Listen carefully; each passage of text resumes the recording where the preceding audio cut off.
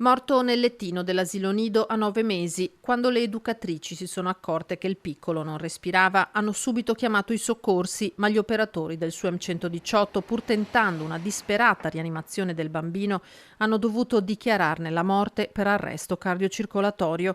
È accaduto all'asilo nido Raggio di Luna di Porcellengo di Paese, struttura per bambini da 0 a 3 anni di proprietà della parrocchia, affittata un paio d'anni fa allo stesso team che ha in gestione l'asilo Luna d'Oro di Quinto di Treviso.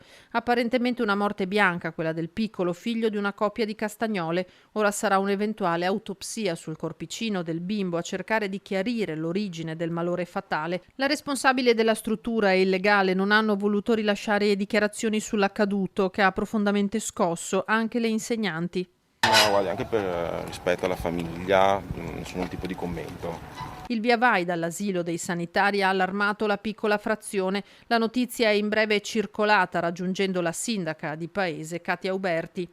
Sono quelle notizie che non vorresti mai sentire, mai che i bimbi fossero riportate. Un bimbo così piccolo, a nome dell'amministrazione della comunità ci stringiamo al dolore dei familiari, che sicuramente è una tragedia immane.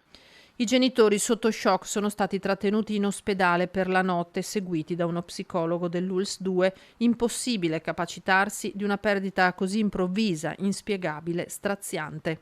Come amministrazione posso solo dire che siamo a disposizione della famiglia, anche se comunque un dolore così non è facile da superare, da affrontare sicuramente.